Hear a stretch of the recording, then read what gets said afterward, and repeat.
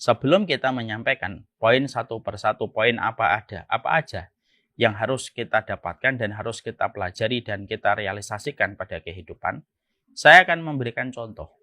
Satu bukti bahwasanya pertolongan Allah pada keluarga itu nyata. Tentunya kita pernah mendengar kisah Ummu Sulaim, seorang wanita yang telah masuk Islam dan telah menjadi sahabat wanita di dalam kehidupan Islam, menjadi sahabat wanita Rasulullah. Abu Thalhah pada saat itu dalam kondisi masih kafir dan masih musyrik. Maka pada saat itu Ummu Sulaim itu berkata, sesungguhnya maharku adalah keislamanmu, keimamanmu. Dan akhirnya Abu Thalhah menyatakan keislaman, menyatakan keimanan, dan akhirnya menikahi Ummu Sulaim. Ini contoh nyata, ini contoh konkret. Kehidupan keluarga itu nyata adanya. Bahwasanya ketika Ummu Sulaim dan Abu Thalhah, mereka sudah terpisah dengan akidah yang berbeda. Tapi ternyata Abu Thalhah bisa menyusul keimanan Ummu Sulaim.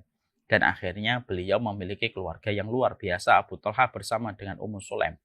Ini memberikan arti bahwasanya pertolongan Allah kepada keluarga itu memang betul nyata adanya pada kehidupan kita. Kita mendapati kehidupan Nabi Zakaria, itu pun mendapatkan pertolongan dari Allah. Ketika beliau mendapatkan keturunan pada usaha beliau. Ketika mengharapkan mendapatkan anak walaupun usianya tidak lagi muda dan usianya sudah tua renta. Pertolongan Allah itu nyata, pertolongan Allah itu ada. Maka siapapun hari ini yang sedang bermasalah, yakin pertolongan Allah itu ada. Siapapun hari ini yang masih berjibaku untuk memahami istri, memahami suami, tetapi setiap harinya terkadang masih ada cekcok, masih ada pertengkaran, terkadang ada kekecewaan, maka saya menyampaikan harapan itu masih ada. Selalu masih ada harapan. Bahwasanya pertolongan Allah itu datang pada saat-saat yang Allah berikan kepada kita. Saya kemarin menyampaikan, masih ingat? Keluarga yang tenang itu adalah keluarga yang disebut keluarga Qurrata A'yun. Sebagaimana pada surat Al-Furqan 74. Ketika keluarga itu tenang, itu disebut dengan keluarga Qurrata A'yun. Yang saling mendamaikan, saling menenangkan, dan saling meneduhkan antara suami istri. Tentunya kita paham, menjadi keluarga Qurrata A'yun itu setiap orang berbeda. Waktunya mendapatkan hasil manis Qurrata A'yun. Ada yang menikah 5 tahun langsung mendapatkan Qurrata A'yun. Ada yang menikah 10 tahun baru mendapatkan Qurrata A'yun. Ada yang menikah 15 tahun baru mendapatkan ketenangan, keteduhan setelah turbulen beberapa kali di dalam pernikahan mereka. Artinya, memang Qurrata A'yun itu pertolongan dari Allah. Dan pertolongan itu diberikan kepada mereka yang tidak pernah lelah, berusaha, memperbaiki, mengevaluasi, lalu kembali kepada Allah bertaubat ketika keluarga itu pernah jatuh di dalam kesalahan. Disitulah pertolongan Allah itu pasti akan datang menjelang kepada keluarga. Keluarga yang mereka berharap pertolongan terus kepada Allah sebagai Rabb penguasa alam semesta. Mari kita membahas satu persatu. Apa yang kita harus pahami ketika membahas tentang apa saja di antara hal yang harus dilakukan bagian dari keluarga supaya kita mendapatkan pertolongan. Maka simpel saja. Yang pertama, keluarga itu kalau ingin mendapatkan pertolongan dari Allah, maka keluarga itu harus meluruskan niat yang sama, bahwasanya pernikahan dan hidup rumah tangga mereka semata-mata didasarkan kepada niat semata-mata karena Allah. Sebelum saya jelaskan panjang lebar, dengarkan kisah seorang ulama salaf. Ada seorang ulama besar yang namanya Sufyan Ats-Tsauri. Dalam satu riwayat, maka beliau pernah didatangi seorang laki-laki. Laki-laki ini bertanya kepada Sufyan Ats-Tsauri, "Wahai Sufyan Ats-Tsauri, saya menikah. Dan saya mendapati saya itu seakan-akan terhina sekali di mata istri saya.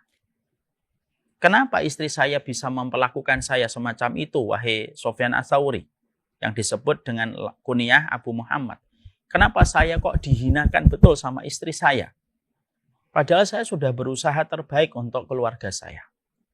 Sufyan Ats-Tsauri pada saat itu mendengarkan curhatan dari laki-laki tersebut. Sufyan Ats-Tsauri itu melihat ke atas begini.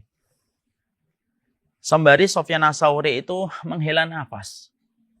Lalu Sufyan Ats-Tsauri itu mengatakan kepada laki-laki itu, Mungkin dulunya kamu menikah karena kamu ingin mendapatkan kehormatan ketika menikahi wanita yang menjadi istrimu. Mungkin itu yang menjadikan akhirnya hari ini kamu dihinakan. Loh, Masya Allah ya. Ternyata yang dijawab oleh Sufyan Ats-Tsauri langsung disambut dengan respon oleh orang yang bertanya. Betul, saya dulu nikah itu niatnya supaya dapat kemuliaan. Maka Sufyan Ats-Tsauri mengatakan, siapapun yang menikah disebabkan karena ingin mendapatkan kemuliaan dengan wanitanya, maka justru akan diuji dengan kehinaan. Yang menarik adalah Sufyan Ats-Tsauri lalu beliau mengatakan, maka sesungguhnya di dalam pernikahan saya, di dalam keluarga saya pun sama. Saya memiliki anak, saya memiliki saudara. Saya adalah 4 bersaudara, kata Sufyan Ats-Tsauri. Ada Muhammad, ada Imran, ada Ibrahim. Saya anak nomor 3.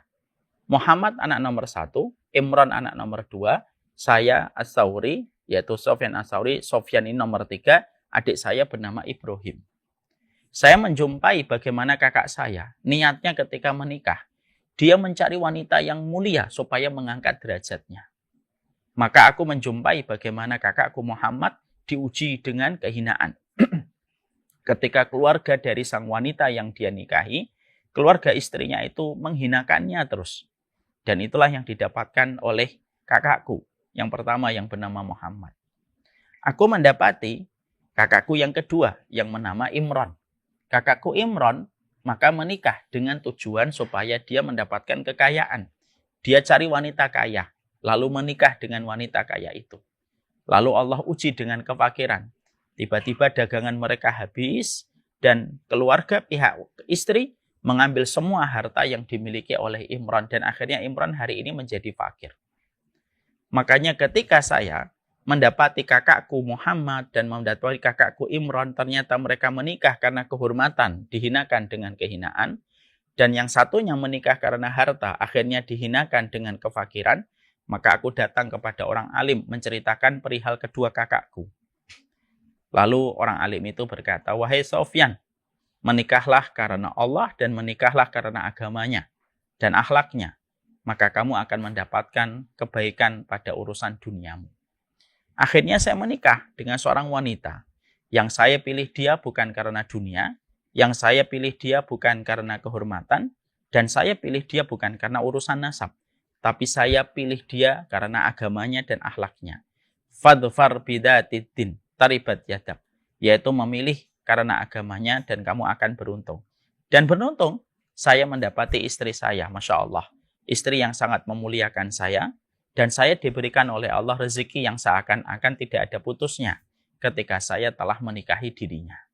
Disitulah akhirnya Sufyan Ats-Tsauri mengatakan kepada kita dalam sebuah perkataan yang sangat indah. Man dahaba ilal izzi ubtiliya bidzulli. Wa man dahaba ilal mali ubtuliya bil faqr. Wa man dahaba ila dini jama'allahu lahu izzah wal mali. Sufyan Ats-Tsauri lalu mengatakan kepada kita, siapapun yang menikah disebabkan karena harta, maka dia akan diuji oleh Allah karena kefakiran, dengan kefakiran. Siapapun yang menikah karena ingin mendapatkan kehormatan, maka dia akan diuji dengan kehinaan. Dan siapapun yang menikah karena agama dan karena akhlak, maka sesungguhnya dia akan mendapatkan harta dan mendapatkan kehormatan dan mendapatkan keuntungan dunia dan akhiratnya. Dan itu dibuktikan oleh Sufyan Ats-Tsauri. Ini memberi arti pada kita. Kalau keluarga kita ingin mendapatkan pertolongan Allah, maka salah satu evaluasi yang harus kita lakukan dan harus kita kerjakan adalah memeriksa kembali posisi hati kita, niatnya apa dulu ketika menikah. Istri kita pun sama, harus kita periksa. Dulu kamu menikahi saya karena apa? Ketidakcocokan niat itu akan menjadikan kehinaan. Dan akhirnya kita akan ditempa dengan berbagai macam masalah yang tidak ada ujungnya. Silih berganti masalah itu. Karena apa? Karena sesuatu yang tidak hadir karena Allah, maka tidak ada satupun perlindungan yang melekat pada perkara itu. Maaf ya, rumah yang tidak ada Allah di dalamnya, tidak ada Quran di dalamnya, menjadi rumah yang nyaman untuk setan. Makanya tidak salah kalau Rasulullah mengatakan ij'alu ya wala taj'alu buyutakum maqabir. Janganlah jadikan rumah kalian sebagaimana kuburan. Kenapa? Rumah kalian kalau tidak ada Al-Qur'an, tidak ada Allah, maka rumah kalian itu kuburan. Berarti ketika keluarga tidak ada niat bahwasanya keluarga itu dibentuk karena Allah, karena manusianya lalai, manusianya tidak perhatian, lalu manusianya menganggap Allah cuma niat gitu aja, lalu menganggap tidak penting. Tidaklah kita meremehkan niat dan menganggapnya tidak penting, kecuali mungkin itu masalah yang silih berganti datang pada keluarga kita dan keluarga kita tidak mendapatkan pertolongan dari Allah. Simple, sederhana. Keluarga kita tidak mendapatkan pertolongan dari Allah disebabkan karena kita tidak menghadirkan Allah pada niat pernikahan di dalam membina biduk rumah tangga. Kita harusnya punya quality time hari ini. Duduk bersama istri kita dan suami kita. Lalu kita sama-sama membuka hati kita dulu. Ma, kalau kita memanggil istri kita Mama. Umi, dulu kamu nikahin saya karena apa? Saya pun juga harus mengakui, saya dulu nikahin kamu karena apa? Kalau saya menikahi kamu ternyata niatnya adalah kecantikan. Tidak ada kata terlambat, ayo kita istighfar dan bertaubat. Kalau niat kamu menikahi saya karena kamu melihat gaji saya yang tinggi, ya nggak apa-apa, itu salah. Tapi kita tidak terlambat untuk memohon kepada Allah ampunan. Karena sesungguhnya itu perkara yang harusnya menjadi perhatian besar kita. Apapun yang sudah disertakan Allah, Allah yang menjaga. Tapi apapun yang tidak disertakan Allah, maka Allah akan meninggalkan. Ini memang kelihatan kaku dan kelihatan terlalu normatif. Tapi begitulah sejatinya lembaran para ulama di dalam makhluk rumah tangga mereka. Kenapa para ulama di dalam makhluk rumah tangga mereka sebagaimana di surga, kayak Surah Al-Qadhi, menikah 20 tahun tidak pernah bertengkar.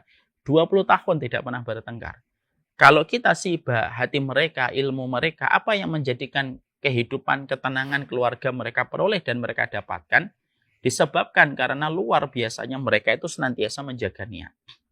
Kalaulah poin yang pertama ini, kalian, Bapak dan Ibu, merasa bahwasanya ya Allah saya dulu niatnya ketika menikah karena sebatas saya kagum kepadanya pada urusan fisik. Orangnya tinggi, orangnya atletis, orangnya pemain basket bola. Lalu itu saja yang menjadi niat kita. Sudah, ayo kita tobat. Mari kita mengambil wudhu lalu kita sholat tobat 2 rakaat dan semoga Allah mengampuni kita. Masih ada waktu.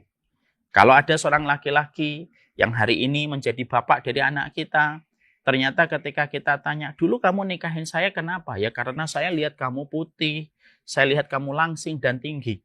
Ayo kita perbaiki.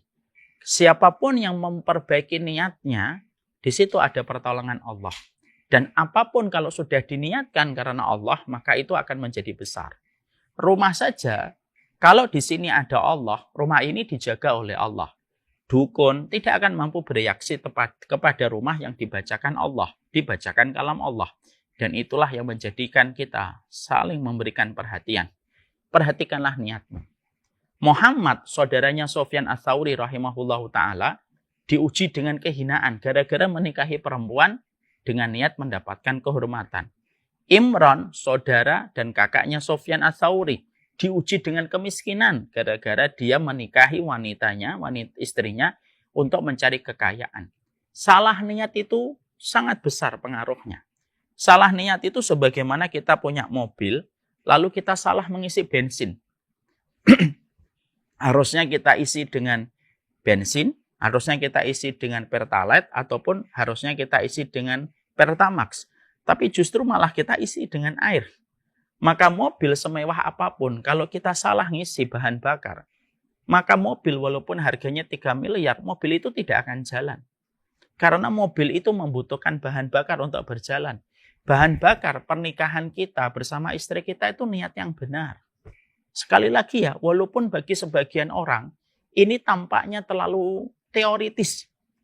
Bagi sebagian orang ini dianggap terlalu normatif banget. Tapi sejatinya tidak ada yang normatif kalau sudah bicara tentang masalah niat. Luruskan niat kita. Kalau kita sudah meluruskan niat kita, Allah yang pasti akan menolong. Dan Allah pasti yang akan menyelesaikan seluruh persoalan-persoalan pada sisa kehidupan kita berkeluarga dengan satu syarat. Kamu meluruskan niatmu karena Allah. Masih ingatkah sebuah hadis yang sering saya sampaikan? Ada seorang Arab Badui datang kepada Nabi, lalu meminta, lalu dia masuk Islam. Lalu akhirnya Nabi singkat ceritanya mengajak beliau untuk berjuang. Lalu ketika selesai jihad, selesai peperangan, dia mendapatkan ghanimah. Ketika dia dibagi ghanimah, nih, ketika Rasulullah ngasih dia ghanimah nih, untukmu. Maka Arab Badui tidak suka. Saya tidak mau ghanimah ya Rasulullah. Lah, terus maumu apa? Saya pingin nanti kalau ada peperangan, membela kalimat Allah, saya pingin tertancap dengan tombak yang menancap di leher saya, dan saya tersungkur untuk mendapatkan kematian mati syahid. Dan saya pingin tombak ini tertancap di leher saya ini ya Rasulullah. Permintaan yang tampaknya detail. Dan permintaan yang tampaknya sulit untuk direalisasikan. Tapi ternyata Rasulullah SAW memberikan sebuah respon. Pernyataan. Apa pernyataan yang disampaikan oleh Rasulullah? In tasdukillah yasduka. Kalau niatmu benar karena Allah, maka Allah yang membantu menyelesaikan proses sisanya. Maka setelah itu Arab Badui itu pisah dengan Nabi, ada peperangan Khaybar, dan Arab Badui itu ikut peperangan Khaybar. Dan Masya Allah ya, luar biasanya kisah ini terjadi adalah ternyata Arab Badui itu meninggal dunia di dalam perang Khaybar. Dia tertancap tombak di lehernya dan dia meninggal dunia. Persis sebagaimana yang dia ucapkan di hadapan Rasulullah. Dan perkataan Nabi, apa yang disampaikan oleh Rasulullah kepada Arab Badui itu tadi sebelum beliau wafat. In tasdukillah yasduka. Kalau niat kamu betul karena Allah, maka yang Allah akan selesaikan proses sisanya. Dan ini menjadi sebuah perenungan untuk kita. Mungkin kalau kita merasa bahwasanya rumah tangga kita banyak pertengkaran, banyak hawa yang panas, banyak sekali cekcok di antara kita dan pasangan kita, masalah-masalah kecil sering melebar menjadi masalah-masalah besar. Mungkin salah satunya karena niat kita belum satu frekuensi karena Allah. Niat istri kita dulu menikahi kita karena dia kagum dengan fisik kita, ataupun niat kita menikahi istri kita pun juga karena masalah fisik. Kalau sudah tidak karena Allah, susah. Keluarga itu akan mendapatkan pertolongan dari Allah. Kalau saya sadar Ustaz, kalau pernikahan saya memang ternyata bukan karena Allah, apa yang saya harus lakukan? Ambil wudhu, sholat taubat. Sudah berjamaah sama suaminya. Suaminya jadi imam, istrinya jadi makmum. Sholat taubat. Mintalah tolong sama Allah supaya diampuni dosa-dosanya. Ya Allah, saya dulu ternyata ketika menikah, niat saya dan niat kami salah ya Allah. Luruskan niat kami kembali dan berilah keberkahan kepada keluarga kami. Inilah yang pertama. Sebab pertolongan yang datang pada teras kehidupan keluargamu ketika kamu meniatkan biduk rumah tanggamu semata-mata karena Allah. Kalau dulu pernah salah, kalau dulu pernah khilaf, karena belum tahu ilmunya, maka ditebus dengan tobat kamu kepada Allah dan tobat pasanganmu kepada Allah. Itu yang pertama. Sekarang, apa poin yang kedua yang menjadi sebab yang memberikan pertolongan pada kehidupan keluarga kita? Memberikan air hujan yang menyegarkan pada kehidupan biduk rumah tangga kita. Yang kedua, keluarga kita akan mendapatkan pertolongan dari Allah Subhanahu wa taala ketika kita sebagai bagian keluarga memiliki rasa tirakat dengan ibadah yang kita lakukan dengan niatan sebagai tawasul memberikan perlindungan dan keberkahan kepada keluarga kita. Tirakat itu apa Ustadz? Tirakat itu kalau kita suka membaca kitab Riyadhus Shalihin Imam Nawawi, tirakat itu yang disebut dengan mujahadatun nafsi. Bersungguh-sungguh di dalam mendekat kepada Allah menjadi sebab pertolongan yang Allah turunkan untuk kita. Maka sesungguhnya inilah merupakan salah satu perkara yang hari ini sudah mulai jarang kita dapatkan pada kualitas kehidupan berkeluarga. Walaupun keluarga itu penuntut ilmu. Ternyata bahwasanya banyak keluarga yang mereka telah menikah dalam biduk rumah tangga, tapi ternyata mereka tidak punya satu ibadah yang menjadi sebuah tirakat mereka dan menjadi sebuah keseriusan dan kesungguhan mereka dengan ibadah itu dilakukan bersama untuk menjadi sebab pertolongan. Padahal pertolongan Allah itu harus punya sebab. Ya. Bisa jadi sebab itu karena keimanan, bisa jadi sebab itu karena istiqomah, tapi sebab itu, pertolongan itu tidak turun secara instan. Allah memberikan pertolongan kepada Nabi Ibrahim, jawabannya simpel, karena dia adalah orang yang menggantungkan dirinya hanya kepada Allah. Makanya di dalam dzikirnya mengucapkan hasbunallah wa ni'mal wakil. Allah ketika menolong Ismail alaihi salam, ya karena Ismail alaihi salam adalah seorang anak yang taat, memberikan kepatuhan tanpa syarat kepada Allah. Harus ada perkara yang menjadikan Allah memberikan pertolongan. Allah tidak mungkin memberikan pertolongan tanpa ada sebab. Tiba-tiba seseorang dapat pertolongan langsung dari Allah. Tidak bisa. Karena Allah itu adil. Kalau Allah memberikan pertolongan tanpa sebab, maka yang terjadi adalah kasihan. Orang-orang yang terus mendekat kepada Allah ternyata disamakan mendapatkan pertolongan dengan orang yang tidak pernah melakukan pendekatan kepada Allah. Karena Allah itu adil, maka Allah tidak memberikan pertolongan kecuali karena sebab. Dan tidak ada sebab terbaik kecuali adalah tirakat, mujahadah, suami istri ketika mereka membina biduk rumah tangga. Saya ingat sekali, Imam Ibnu Hajar Al-Asqalani, kita paham, Bapak dan Ibu tahu Imam Ibnu Hajar? Imam Ibnu Hajar Al-Asqalani itu ulama besar.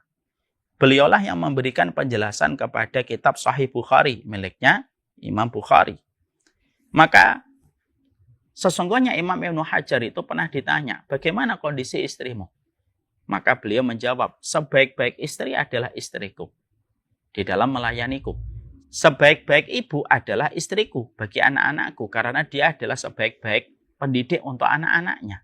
Dan sebaik-baik orang wanita yang berada di dalam rumah adalah istriku, karena dia selalu berada di dalam rumahku. Maka ketika orang mendengarkan jawaban dari Imam Ibnu Hajar, ketika dia memberikan testimoni, kesaksian tentang istrinya, maka pada saat itu langsung ada orang yang bertanya, bagaimana engkau bisa mendapatkan istri dengan kualitas yang luar biasa semacam itu, wahai Imam Ibnu Hajar? Maka pada saat itu Imam Ibnu Hajar itu menceritakan sebabnya, sampai dia mendapatkan keluarga yang tenang, mendapatkan istri yang patuh, mendapatkan anak-anak yang taat ketika ibunya itu luar biasa mendidik anak-anaknya. Maka Imam Ibnu Hajar itu berkata, sesungguhnya ketika saya dulu pertama kali menikah, maka saya mengatakan kepada istriku, kita sudah nikah ya, dari hari pertama sampai hari ke-7, kita tidak boleh luput dan kita tidak boleh meninggalkan sholat tahajud bareng-bareng. Ya, untuk mendidik kita bahwasanya kita harus beribadah. Lalu semenjak hari pertama nikah, sebelum mereka melakukan hubungan suami istri, yang mereka lakukan itu adalah sholat malam berjamaah. Hari yang kedua berjamaah, hari yang ketiga berjamaah, hari yang keempat berjamaah, hari yang kelima berjamaah di tengah malam. Ya, di saat ketika kondisi dorongan syahwat mereka besar karena baru menikah, mereka mampu menomorduakan syahwatnya dan menomorsatukan Allah. Lalu ketika mereka sholat malam, ketika desakan syahwat itu besar, tapi mereka kalahkan untuk sholat malam dulu sebelum mereka memadu cinta dalam hubungan suami istri, maka itu dilakukan 7 hari pertama dan terus berlanjut pada pernikahan mereka. Maka kata Imam Ibnu Hajar, tidak ada sesuatu yang paling aku bisa jelaskan kenapa aku mendapatkan keluarga dengan kondisi istri yang semacam itu. Mungkin karena ibadah yang telah kami lakukan bersama semenjak kami menikah. Ini namanya tirakat, ini namanya mujahadah. Makanya akhirnya salah satu di antara keluarga yang bisa memberikan keberkahan dan keluarga itu mendapatkan pertolongan, yaitu ketika keluarga itu masing-masing pihak keluarganya sebagai suami istri, mereka itu menghadirkan ketaatan apa yang harus mereka lakukan bersama untuk mendekat kepada Allah. Kita harus paham ya, setiap bapak dan setiap ibu. Yang menggenggam hati istri kita itu bukan kita, maaf ya. Jangan pernah merasa jadi suami itu bisa ngatur istri 100%. Belum tentu. Karena istri kita itu hatinya milik Allah. Kepada para ibu, jangan pernah merasa bahwasanya kita yang menggenggam hati suami kita. Enggak. Hati suami ibu itu miliknya Allah. Mungkin ada suami takut istri. Tapi yang mengendalikan hatinya seorang suami itu tetap bukan istrinya walaupun dia takut istri. Tapi yang mengendalikan hatinya itu tetap Allah. Kalau kita sadar bahwasanya yang mengendalikan hati kita itu adalah Allah, yang mengendalikan hati pasangan kita adalah Allah, maka berikanlah kesungguhan kita di dalam ibadah. Menjadi sebab tirakat, menjadi sebab mujahadah, kesungguhan kita. Karena kesungguhan suami istri yang mereka beribadah, maka menjadi sebab terbukanya pintu langit untuk menurunkan tetesan-tetesan pertolongan kepada keluargamu dan keluargaku. Makanya Rasulullah bersabda, rahimallahu rajulan. Allah itu senang banget merahmati setiap laki-laki yang ketika dia tidur di waktu malam, dia bangun. Dan ketika dia bangun, maka dia tidak lupa membangunkan istrinya. Lalu ketika istrinya menolak, fanadzat fi wajhiha alma, maka dia mencipratkan cipratan air kasih sayang kepada istrinya supaya bangun. Dan wanita yang Allah sayangi adalah wanita yang bangun di tengah malam, tidak bangun sendiri. Dia membangunkan suaminya, dan ketika suaminya menolak untuk bangun, dia usapkan dan cipratkan air ke wajah suaminya, supaya mereka bangun. Dan ketika mereka bangun, mereka sholat. Dan Allah merahmati pasangan suami istri yang semacam ini. Tingkat tertinggi dari sebuah romantisme, bukan ketika kita makan ditemani candlelight ketika kita di dalam halaman, di tengah halaman. Bukanlah puncak romantisme itu ketika kita pergi jalan-jalan dengan background Menara Eiffel di belakang kita. Bukan. Tapi puncak romantisme pada kehidupan manusia itu ketika menjadi suami istri itu simple kok. Mereka dzikir pagi bareng-bareng. Mereka sholat malam bareng-bareng. Itulah salah satu romantisme yang tertinggi dalam kehidupan rumah tangga. Dan itu bentuk tirakat. Jangan sampai kita sering quality time sama pasangan. Tapi ternyata kita tidak pernah quality time mendekat sama Allah. Quality time itu waktu kita berdua tetap menjadi sebuah kebutuhan. Our time kalau bahasanya orang hari ini. Our time itu kita sama istri kita. Tetap kita butuhkan, tapi tidak boleh our time kita bersama suami dan bersama istri. Itu tidak dalam kerangka juga beribadah kepada Allah. Bukankah nikmat kalau terkadang kita di waktu pagi sembari tangan kita dan tangan istri kita saling berdekatan, lalu kita berzikir bersama dalam zikir pagi. Bukankah indah kalau kita di waktu malam sebelum kita tidur sang suami membacakan surat Al-Mulk lalu istrinya mendengarkan bacaan Al-Mulk yang dibacakan suaminya sebelum tidur? Bukankah indah kalau akhirnya di tengah malam bangun walaupun cuma sholat witir 3 rakaat karena mungkin sedang kelelahan, maka itulah bentuk tirakat. Dan tirakat itu merupakan akses tol kita supaya kita mendapatkan pertolongan kepada Allah. Mendapatkan pertolongan dari Allah. Karena sesungguhnya banyak pasangan ketika mereka mendapatkan masalah, mereka sibuk pergi ke psikolog, mereka sibuk pergi ke psikiater. Tapi justru mereka tidak sibuk mendekat sama Allah. Ini kan agak lucu sebenarnya. Tidak salah pergi ke psikolog, tidak apa-apa. Pergi ke psikiater, tidak apa-apa. Tapi mendekat kepada Allah itu wajib. Banyak pasangan ketika sedang turbulens datang ke guru, datang ke ustadz. Tapi setelah pulang, konsultasi kepada gurunya dan kepada ustadznya, mereka tidak memperbaiki kualitas ibadah mereka kepada Allah. Lah buat apa kamu datang ke ustadz, mencurahkan persoalan rumah tanggamu, tapi tidak mendekat sama Allah. Lah terus pertolongan Allah itu datangnya bagaimana? Lah piye, kalau kata orang Jawa itu piye tekoni pertolongan itu piye, kalau kemudian kamu tidak mendekat sama Allah. Ibadah itu anak tangga kita menuju kepada Allah. Makanya Imam Ibnu Hajar menceritakan tentang bagaimana rahasia suksesnya kehidupan Imam Ibnu Hajar. Anak-anaknya solih, anak-anaknya taat, bahkan ada yang jadi ulama. Disebabkan karena beliau menceritakan anak tangga pertama ketika nikah itu langsung sholat tahajud. Dan sebenarnya kita harus paham culture-nya sunnah. Kenapa kita habis akad ijab kabul? Kita ini sholat sunnah 2 rakaat. Karena secara tidak langsung sunnah itu mengajari kepada kita. Yo namanya nikah itu ya ibadah bersama. Dan bukan hanya tidur bersama. Dan itu yang menjadi perhatian kita. Makanya akhirnya tirakat itu penting. Saya Masya Allah ya. Saya pernah diceritain tentang masalah tirakat oleh bapak saya. Bapak dan ibu saya mendapatkan satu ujian yang sangat berat bagi menurut saya. Bagaimana tidak berat?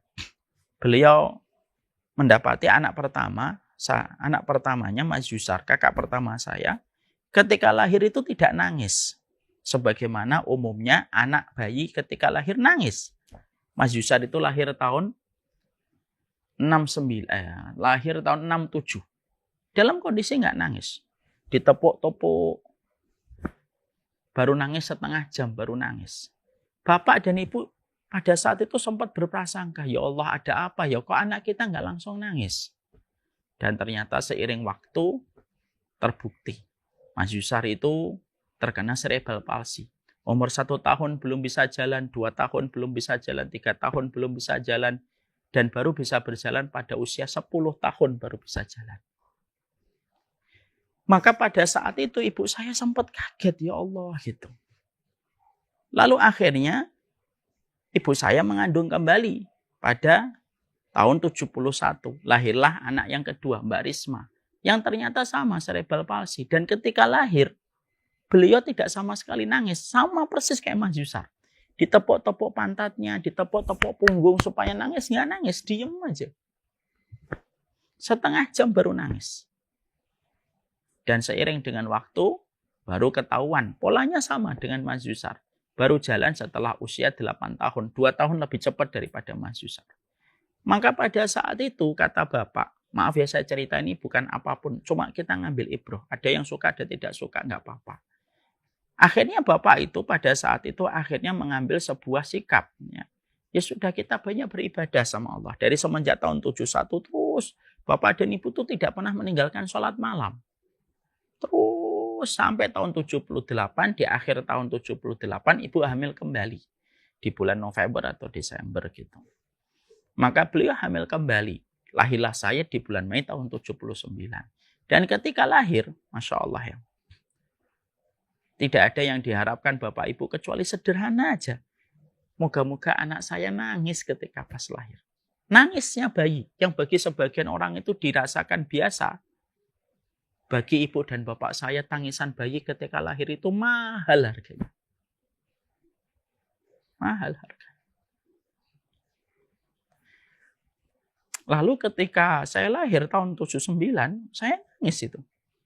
Tangisan itu membuat bapak bersujud, ibu nangis berkali-kali gitu. Karena itulah tangisan bayi paling indah yang mereka dengar setelah 2 putra-putrinya tidak menangis ketika lahir. Sampai akhirnya saya dilihatin gitu. Sampai umur 1 tahun saya mulai jalan normal kayak bayi-bayi yang lain. Syukurnya mereka. Bapak itu selalu cerita kepada saya, tirakat itu ciri khasnya orang beriman. Jadi kalau kita keluarga, kita tidak punya tirakat kita sama Allah. Terus gimana keluarga kita dikenali sama Allah? Jadi kalau kita ingin dikenali sama Allah, ya punya alasan. Kamu dikenali sama Allah itu apa gitu. Kalau ada supporter bola ingin dikenali, biasanya karena dia punya sesuatu yang unik pada tim bola yang dia senangi. Misalkan Persija datang ke Tangerang. Lalu ada seorang supporter yang pingin sekali supaya supporter itu mendapatkan perhatian, dinotis sama pemain bola Persija. Pasti dia akan memakai mungkin bajunya, mungkin dia akan punya foto-foto Persija sejak tahun 70-an supaya menarik perhatian dari pemain Persija. Wah, ini ternyata punya foto-foto sejarahnya Persija semenjak tahun 80 nih. Sini-sini naik ke panggung. Tanya, kenapa kamu bisa punya foto itu? Kenapa dia ditarik ke panggung? Karena dia punya sesuatu yang lain daripada supporter-supporter yang lain yang cuma membawa baju atau membawa kaos aja. Dia membawa baju, dia membawa poster, dia membawa foto-foto lama yang supporter lain itu tidak ada yang bawa. Akhirnya dinotis sama grup sepak bolanya. Sama, kalau kita pengen dinotis sama Allah, pengen diperhatikan sama Allah, tapi amalan kita itu standar kayak orang-orang kebanyakan, maka sesungguhnya alasan Allah memberikan pertolongan kepada keluarga kamu itu apa? Maka inilah yang menjadikan kita faham. Salah satu sebab pertolongan Allah yang Allah hadirkan pada kehidupan keluarga kita itu simpel. Keluarga kita akan mendapatkan pertolongan ketika keluarga kita senantiasa tirakat. Mereka melakukan tirakat. Mereka beribadah kepada Allah. Mereka melakukan tirakat yang luar biasa. Maka disitulah Allah pasti memberikan pertolongan. Karena apa? Tirakat itu sesuatu yang tidak akan pernah disia-siakan oleh Allah. Jadi yang kedua, sebesar apa tirakat yang kamu lakukan pada keluargamu? Itu yang kedua. Yang ketiga, yang harus senantiasa menjadi perhatian kita dari komitmen kita ketika menjadi bagian dari keluarga, yaitu adalah ketika kita menjadi keluarga di dalam hidup rumah tangga, maka pastikan bahwasanya keluarga kita memiliki sebuah moto. Bahwasanya harta yang harus beredar di keluarga kita itu harus harta yang bersih dan berkah. Karena apa? Harta yang bersih itu memberikan keberkahan. Para ulama terdahulu mengatakan, al-qalilu minal mali yubaraku fih. Hartamu walaupun sedikit itu diberkahi dan keberkahan itu memberikan kecukupan. Wal kasiru minal mali yudhibul barokah wa yamhaquha. Adapun hartamu yang banyak, tetapi hartamu yang banyak itu ketika tidak halal hanya mengusir keberkahan dan menghapuskan keberkahan. Itu yang kita harus paham. Saya jadi teringat kepada sebuah riwayat. Ada seorang ulama salaf namanya Ismail bin Ibrahim. Namanya kayak Ismail dan Ibrahim pada zaman para nabi, tapi ini bukan nabi. Tapi para ulama memang menamakan nama mereka dengan nama para nabi. Ada seorang ulama yang bernama Ismail bin Ibrahim. Ismail bin Ibrahim ini terkena penyakit berat yang akhirnya menghantarkan beliau kepada kondisi yang semakin berat. Ketika beliau menuju kepada proses sakaratul maut, maka dia berkata kepada salah satu sahabatnya yang bernama Ahmad bin Hafs. Dia memiliki sahabat yang mendampingi dia ketika sakit berat, yang mana namanya Ahmad bin Hafs. Maka Ismail bin Ibrahim itu berkata, "Wahai Ahmad bin Hafs, semenjak aku memiliki keluarga, aku pastikan tidak ada satu sepeser pun uang yang beredar di keluargaku, kecuali terbebas dari yang haram dan terbebas dari yang syubhat." Saya ulang kembali. Ismail bin Ibrahim mengatakan kepada sahabatnya, Ahmad bin Hafs, "Wahai sahabatku, maka aku pastikan semenjak aku punya keluarga, tidak ada satu sepeser pun uang yang datang dari perkara syubhat dan perkara haram." Maka ketika perkataan itu didengarkan oleh sahabatnya Ahmad bin Hafs rahimahullahu ta'ala itu langsung berpikir, waduh, kalau sahabatku ini Ismail bin Ibrahim, dia memiliki keutamaan, tidak ada harta sepeser pun yang masuk pada keluarganya, aku yakin pasti ada sesuatu yang Allah hadiahkan untuk keluarga ini. Coba tebak. Apa hadiah yang akhirnya Allah kirimkan kepada keluarga Ismail bin Ibrahim? Karena Ismail bin Ibrahim setelah itu wafat. Tapi perkataan Ahmad bin Hafs rahimahullahu ta'ala saat itu mengatakan pasti keluarga ini akan dapat hadiah dari Allah. Setelah itu, sahabatnya meninggal dunia. Maka apa yang Allah akhirnya berikan kepada keluarga ini? Allah akhirnya berikan kepada keluarga ini, Masya Allah, yaitu seseorang anak yang nanti kelak akan menjadi matahari bagi umat ini. Akhirnya, keluarga ini memiliki satu keturunan. Yang keturunannya kelak akan terkenal bernama Imam Bukhari. Dari putranya Ismail bin Ibrahim. Ya. Dan ternyata perkataan Ahmad bin Hafs rahimahullah ta'ala itu benar. Memang keluarga itu akhirnya mendapatkan hadiah dari Allah. Dan Imam Bukhari menjadi ulama besar. Walaupun Imam Bukhari ketika waktu kecil sempat mendapatkan ujian dengan buta matanya.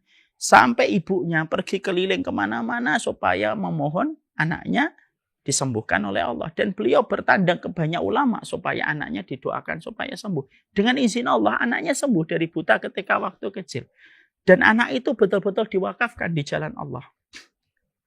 Yang sangat menarik pada kisah itu adalah bahwasanya Imam Bukhari lahir bukan hanya karena kepintarannya, tapi Imam Bukhari akhirnya menjadi matahari umat ini karena dialah yang mengumpulkan hadis sahih pertama kali dari Rasulullah.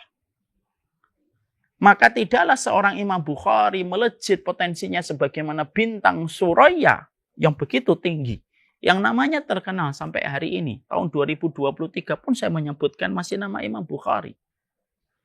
Tidaklah kita menjumpai nama Imam Bukhari menjadi ulama besar kecuali apa? Karena dia punya seorang bapak, punya seorang ayah yang bernama Ismail bin Ibrahim. Yang ketika dia berkeluarga, dia pastikan tidak ada satu sepeser pun yang masuk pada keluarga itu kecuali datang dari yang halal. Dan itulah keberkahan yang Allah berikan kepada keluarga itu. Inilah yang menjadikan kita mengerti betul. Salah satu sebab yang bisa menjadikan keluarga kita diberkahi oleh Allah Subhanahu wa taala adalah ketika keluarga kita senantiasa kita punya pemimpin keluarga kita yang senantiasa berkomitmen kuat sekali untuk menjaga keluarganya dari unsur yang haram. Dan memiliki unsur yang kuat untuk menjaga dari barang yang syubhat. Kita hari ini hidup pada zaman fitnah yang disebut dengan fitnatus sarra. Fitnah kelapangan. Yang akhirnya banyak menjadikan manusia itu gampang mengambil barang yang haram. Dan begitu mudah mengembat barang yang syubhat. Padahal sudah sering saya sampaikan, tidaklah satu keluarga. Mereka bermudah-mudah untuk mengambil yang syubhat. Lalu mereka bermudah-mudah untuk mengambil barang yang haram. Kecuali tidaklah satu keluarga yang mudah mengambil barang yang haram. Dan begitu mudah mengambil barang yang syubhat. Kecuali Allah akan mencampakkan keluarga itu dengan panasnya kondisi keluarga mereka. Karena tidaklah harta yang haram itu panas sebagaimana sifat harta yang haram itu menuju kepada neraka. Tidaklah keluarganya Nabi Adam sampai akhirnya mendapatkan hukuman diturunkan dari surga dengan Hawa. Itu pun disebabkan karena makanan haram yang dikonsumsi oleh Nabi Adam. Dan itulah yang menjadi salah satu sebab hilangnya keberkahan, jauhnya keluarga kita dari pertolongan Allah. Karena keluarga kita masih mengkonsumsi yang haram dan masih mengkonsumsi yang syubhat. Sehingga akhirnya pertolongan Allah itu tidak pernah berjumpa pada harta yang haram. Sebagaimana kucing dengan anjing tidak berjumpa. Sebagaimana minyak dengan air tidak berjumpa. Makanya kaedahnya simpel. Kalau kamu ambil yang haram, pertolongan Allah tidak datang. Tapi kalau kamu tinggalkan yang haram, pertolongan Allah pasti datang. Dan itu sebuah kaedah penting bagi kita sebagai keluarga. Yang keluarga kita itu beriman kepada Allah dan tidak beriman kepada masalah finansial. Dan kita tidak beriman sebagaimana kalangan materialisme. Kita ini keluarga yang beriman kepada Allah. Dan Allah, dat yang kita sembah, itu sama dengan dat yang disembah oleh Ismail bin Ibrahim ketika dia memiliki anak Imam Bukhari. Dat yang kita sembah itu sama dengan zat yang disembah oleh Rasulullah, disembah oleh para sahabat yang mereka ketakutan dengan harta yang haram. Jangan sampai kita menganggap Tuhan yang kita sembah berbeda dengan Tuhan yang disembah oleh Ismail bin Ibrahim yang menjadi bapaknya Imam Bukhari. Karena zatnya itu sama. Jadi kalau kita melebarkan benang yang menghubungkan kita, keluarga kita dengan keluarganya Imam Bukhari, maka kesamaannya itu apa? Kita harus punya kekuatan untuk betul-betul menjaga harta kita dari harta yang haram. Karena apa? Yudhibul barokah wa yamhaquha. Sifat dari harta haram itu selalu menghapuskan keberkahan dan selalu menghilangkan keberkahan pada keluarga kita. Makanya ini merupakan salah satu kewajiban kita. Bahwasanya kehidupan keluarga itu pihak suami harus mengkondisikan bagaimana cash and flow pada keluarganya itu bersih dari yang haram. Istri pun harus memastikan bahwasanya kalau keluarganya sampai kemasukan dengan harta yang haram, maka sesungguhnya itu yang akhirnya menjadikan keluarga ini rapuh.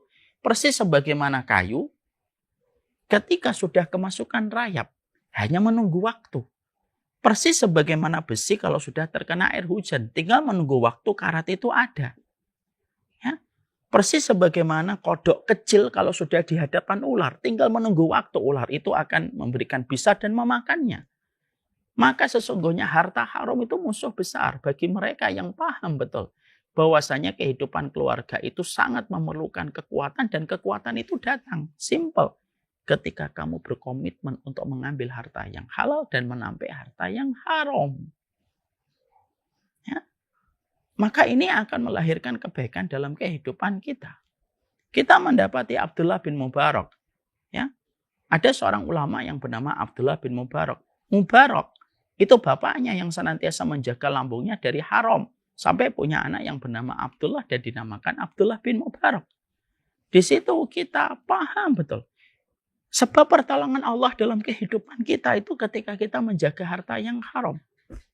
Dampak harta yang haram itu mengerikan sekali. Sampai anak pun bisa mati hatinya ketika melihat bapak dan ibunya gara-gara melihat ketika mereka itu tersuapi dengan harta yang haram. Pernah nggak kejadian-kejadian besar di negeri ini kita menjumpai bapaknya mendapatkan masalah, anaknya itu cuek aja walaupun anaknya itu diancam penjara tapi mereka biasa aja. Kenapa kita mendapati profil-profil anak yang dikucuri dengan harta yang banyak tapi ketika masalah anak itu kelihatannya tidak peduli dengan nasib bapaknya? Ya karena harta yang haram itu mematikan empati.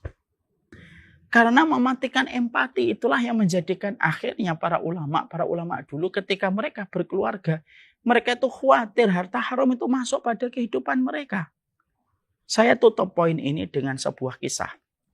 Ada sebuah kisah yang luar biasa pada poin yang ketiga ini. Ada satu keluarga ikhwan dan akhwat. Saya menyebut ikhwan dan akhwat ini karena keluarga ini sudah ngaji. Kisah nyata. Keluarga ikhwan dan akhwat ini mereka sudah ngaji. Mereka punya bisnis roti. Mereka ngaji kemana-mana dengan izin Allah. Dan mereka memang betul-betul romantis. Mereka ngaji itu selalu berdua. Karena mereka belum punya anak.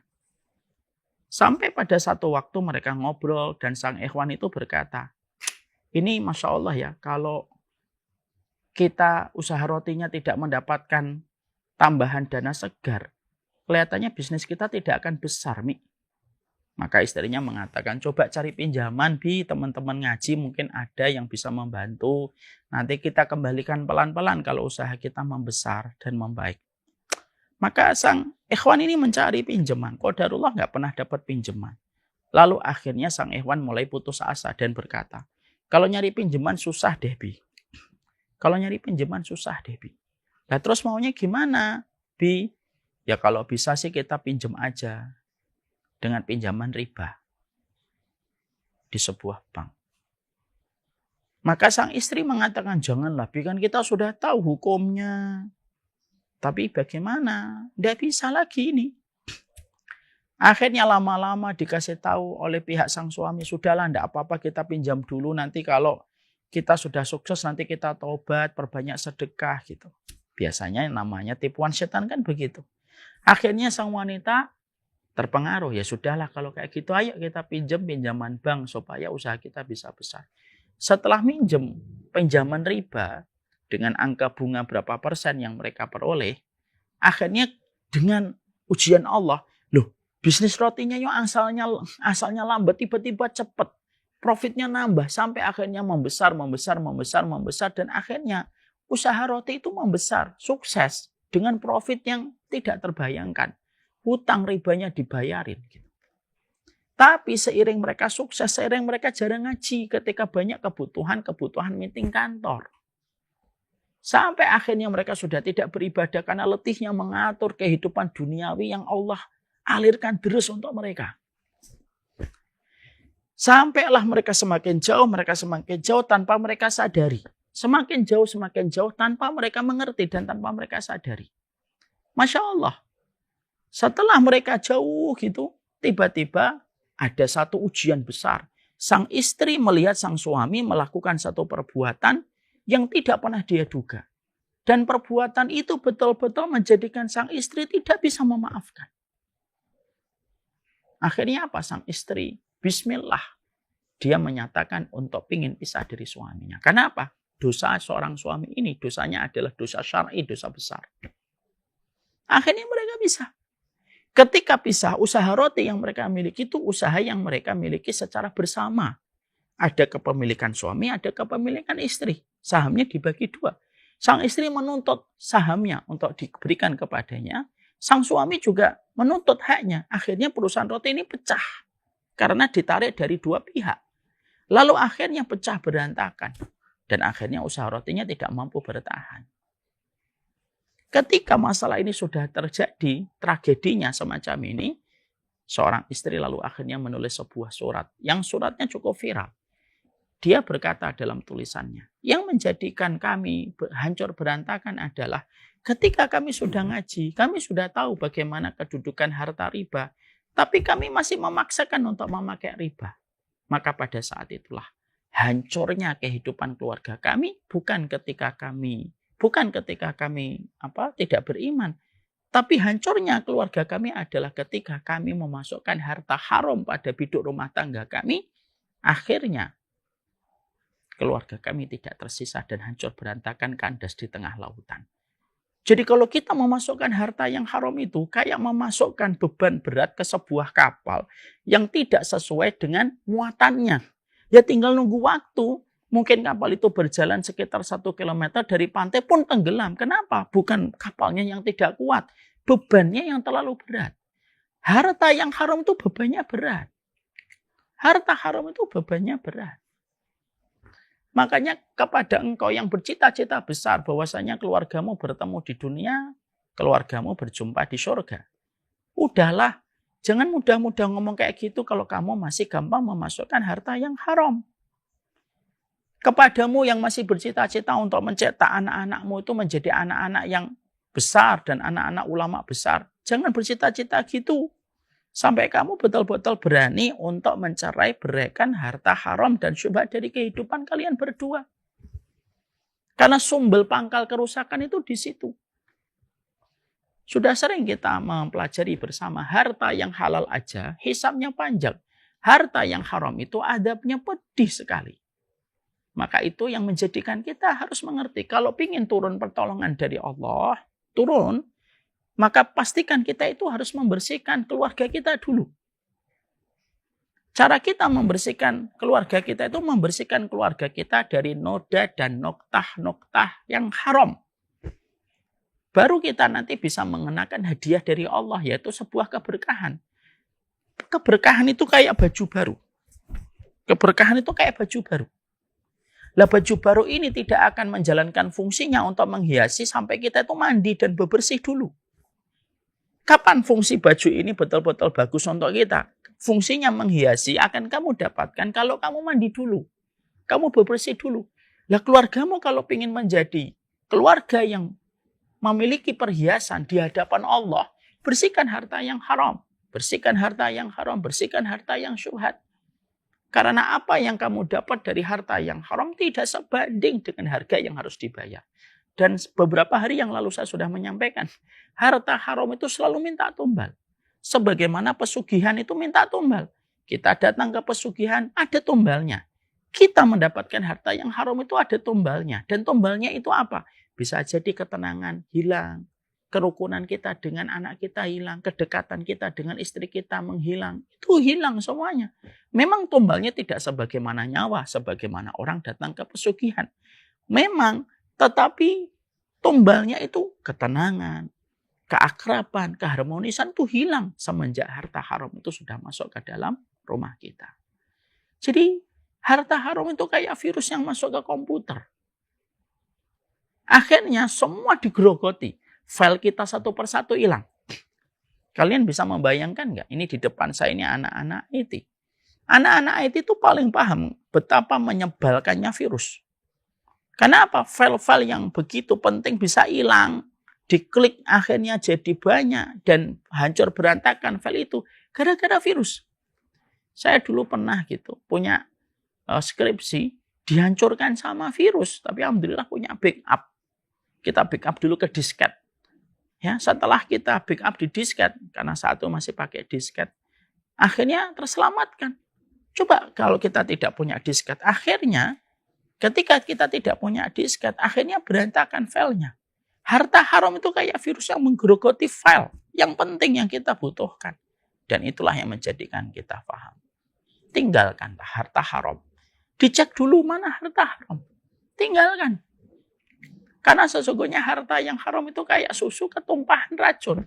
Susunya satu sebelanga, ketetesan racun. Akhirnya satu susu sebelanga itu tidak ada yang bisa kita minum. Kamu punya harta 1 miliar, keluargamu tersusupi dengan 100 juta yang syubhat ataupun haram, maka 5 miliarnya, 4 miliar 900 juta itu menjadi susah untuk diambil berkahnya gara-gara 100 juta yang syubhat dan haram. Dan itu yang kita harus mengerti. Makanya sebab pertolongan itu yang pertama menjaga keikhlasan dan niat, yang kedua menjaga tirakat ibadah kita kepada Allah Subhanahu wa taala, menjaga tirakat dan ibadah kita kepada Allah Subhanahu wa taala, yang ketiga memastikan bahwasanya keluarga kita tidak tersusupi dengan harta yang syubhat dan harta yang haram. Ini yang menjadi pengertian yang harus kita mengerti pada poin yang ketiga.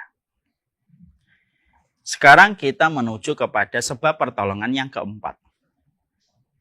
Sebab pertolongan yang keempat pada kehidupan kita berkeluarga itu simpel. Dimulai dari sebuah kekuatan yang bernama doa. D-O-A. Sesungguhnya doa itu melesat lebih cepat daripada kekuatan cahaya. Doa itu melesat melewati batasan dunia dan akhirat dan kehidupan alam barzah. Dan tahukah kalian, tidak ada yang mampu mengalahkan takdir kecuali adalah doa, karena Rasulullah SAW bersabda, ad-du'a'u wal qadaru ya'talijani ila yaumil qiyamah. Doa dan takdir itu selalu mendahului sampai hari kiamat. Inilah pula yang menjadikan kita harus memahami betul. Pada kehidupan keluarga kita, salah satu di antara energi dan booster untuk keluarga kita itu datang dari kekuatan doa. Karena sesungguhnya doa itu mengubah yang mustahil menjadi mustajab. Dan doa itu memberikan kepada kita sebuah keberkahan dalam setiap urusan kita. Dan doa itu sebagaimana anak panah yang kita lesatkan, dan tidaklah anak panah yang melesat ketika kita berdoa, kecuali kembalinya menurunkan hujan keberkahan pada kehidupan kita. Itulah doa. Makanya betul kalau akhirnya kita harus memahami bentuk tawakalnya kita pada kehidupan kita berkeluarga itu adalah ketika doa kita itu lebih banyak daripada frekuensi kemarahan dan emosi kita. Ya. Dan Syekh Utsaimin rahimahullahu ta'ala menjelaskan tanda pasangan suami istri mereka saling mencintai itu simpel. Kalau mereka saling mencintai itu mereka akan saling mendoakan dan menyebutkan namanya di sisi Allah untuk kebaikan mereka menjadi bagian pasangan suami istri di dalam kehidupan dunia. Bukankah pilot dan co-pilot itu kan jadi satu dalam satu pesawat? Dan ketika co-pilot itu tidak mendoakan pilot dan pilot tidak mendoakan co-pilot, bisa jadi mereka ketika bertengkar di atas langit maka mengakibatkan musibah besar bagi pesawat dan seluruh penumpangnya. Maka sesungguhnya pilot dan co-pilot itu harus senantiasa saling mendoakan ketika mereka terbang mengemudikan pesawat di atas langit. Suami istri itu mengemudikan kehidupan rumah tangga mereka di atas langit kehidupan, dan mereka kekuatannya ditopang dari kekuatan doa. Berapa banyak seorang suami terhindar dari perzinahan karena ketulusan seorang istri mendoakan. Berapa banyak seorang laki-laki terhindar dari musibah kecelakaan di jalan karena istrinya setiap pagi mendampingi dan mengiringi suaminya pergi dari rumah sembari mendoakan. Berapa banyak seorang suami mendapati istrinya terhindar dari berbagai macam musibah ketika sang suami selalu mendoakan istrinya. Yang hilang pada kehidupan keluarga hari ini, yang hilang itu kekuatan untuk saling mendoakan. Terutama ketika suami istri lagi terlibat dengan emosi dan kemarahan. Mereka tidak mau mendoakan. Padahal mendoakan pasangan itu prioritas. Bahkan mendoakan pasangan itu lebih didahulukan daripada mendoakan anak. Kalau kata sebagian ulama. Kenapa? Ya karena pasangan kita itu yang kita butuhkan lebih dulu. Sebelum kita mendapati anak-anak kita. Makanya maaf ya. Bapak dan Ibu pernah ikut naik pesawat. Di atas pesawat itu sebelum kita take off itu kan biasanya pramugari itu mengatakan nanti kalau terjadi turbulence kencang. Lalu tiba-tiba oksigen itu talinya turun. Kalau bawa anak, maka yang pertama kali ditaruh oksigennya itu kepada orang tua dulu. Baru setelah itu kepada anak. Kenapa? Ya karena ketika diberikan kepada anak dulu, dia udah kehabisan napas dan akhirnya dua-duanya bisa menjadi korban. Makanya standarnya, prosedurnya kalau ada, naudzubillah min dzalik, ada goncangan di pesawat, lalu tali oksigen itu turun. Prosedurnya itu apa? Memberikan oksigen kepada bapaknya dulu dan ibunya dulu, baru kepada anak. Masya Allah ya. Di situ kita menjumpai sebuah analogi sederhana. Berarti kita dan pasangan kita itu lebih dulu layak kita doakan. Supaya mendapatkan pertolongan pada kehidupan kita berumah tangga. Ditebalkan keberkahannya, disegerakan mendapatkan qurrata ayun, diberikan keberkahan dalam setiap perjalanan kita berumah tangga. Itu sebuah pertolongan Allah berikan kepada seorang hamba. Dan kepada satu keluarga. Tapi kalau kehidupan berkeluarga kita sudah jarang mendoakan. Dan ternyata kita sensitif orangnya. Dan mudian itu yang mut-mutan. Kadang mendoakan, kadang tidak. Dan tidak nampak kejujuran kita mencintai dengan menyertakan namanya di dalam doa. Lah bentuk tawakal kita dalam berkeluarga di mana? Bentuk tawakal kita dalam berkeluarga itu di mana? Kalau akhirnya kita jarang mendoakan, dan yang lebih tragis, kemarahan kita sama suami dan kemarahan kita sama istri, dan ngambeknya kita dengan pasangan kita itu jauh lebih banyak dan jauh lebih sering daripada frekuensi kita mendoakan. Kalau ada suami istri, marahnya, emosinya jauh lebih sering dalam satu hari. Itu lebih banyak daripada doa pada hari itu mendoakan suami dan mendoakan istrinya. Fix, keluarga itu belum tawakal kepada Allah. Ketika mereka lebih banyak marahnya, lebih banyak emosinya, lebih banyak pertengkarannya daripada doa yang dipanjatkan. Dan itu menjadi sebuah kesalahan besar pada kehidupan berumah tangga. Makanya akhirnya nilai tawakal pada kehidupan kita, nilai tawakal pada kehidupan rumah tangga itu simple kok. Ketika kehidupan berumah tangga kita menjadikan kita lebih banyak mendoakan. Makanya kalau ada seorang suami dan istri, malam-malam sebelum tidur, lalu dia teringat istrinya tadi menjengkelkan di waktu asar, suaminya menjengkelkan di waktu maghrib. Sebelum tidur, coba cek. Mungkin hari itu kita belum mendoakan. Mungkin ketika kita bangun, kita tidak langsung mengangkat tangan kita. Ya Allah, berikanlah kepadaku hari ini istriku dalam kondisi yang tenang. Taat kepada perintahku. Tidak menentang dan tidak membantah apa yang aku sampaikan. Jangan-jangan kita belum berdoa di waktu pagi. Akhirnya di waktu duha istri kita marah. Akhirnya di waktu duhur istri kita tidak mendengarkan perkataan kita. Ataupun sebaliknya, gara-gara istri tidak mendoakan suami, akhirnya ketika baru duha, dia merasa kecewa dengan suaminya. Yang menjadikan kita kecewa sampai akhirnya pasangan kita itu tidak sesuai harapan kita itu apa? Bisa jadi karena kita tidak menyertakan namanya di hadapan Allah supaya dia bisa memberikan kelapangan dan memberi keridhaan kepada kita sebagai pasangannya. Doa itu yang sangat mempengaruhi. Rajinlah berdoa. Bisa jadi suamimu hari ini, maaf sekali, bisa jadi suamimu hari ini terpikat dengan wanita lain yang mungkin karena kamu tidak pernah mendoakan semoga suamimu terhindar dari fitnah. Bisa jadi istrimu hari ini begitu dingin menghadapi dirimu, wahai laki-laki sebagai suami. Bisa jadi karena memang kamu juga nggak pernah mendoakan. Gimana kita di dalam kehidupan kita berumah tangga? Kita punya nilai tawakal. Dan nilai tawakal kita terbentuk ketika kita lebih banyak mendoakan daripada frekuensi dan durasi kemarahan kita. Lah ternyata kita tidak pernah mendoakan. Padahal mendoakan pasangan kita itu merupakan salah satu bentuk dari keberkahan. Kenapa? Bukankah pasanganmu adalah seseorang yang telah dituliskan namanya 50.000 tahun sebelum Allah menciptakan langit dan bumi? Bukankah Allah yang mengirim dan kiriman Allah itu tidak pernah salah? Yang salah itu cara kita. Ketika kita menerima kiriman yang sudah dituliskan 50.000 tahun sebelum Allah menciptakan langit dan bumi, ternyata kiriman itu tidak kita hargai dan kita tidak sikapi dengan sukacita dengan banyak mendoakan. Doakan. Karena apa? Keberkahan doa itu mempengaruhi keberkahan pada satu keluarga.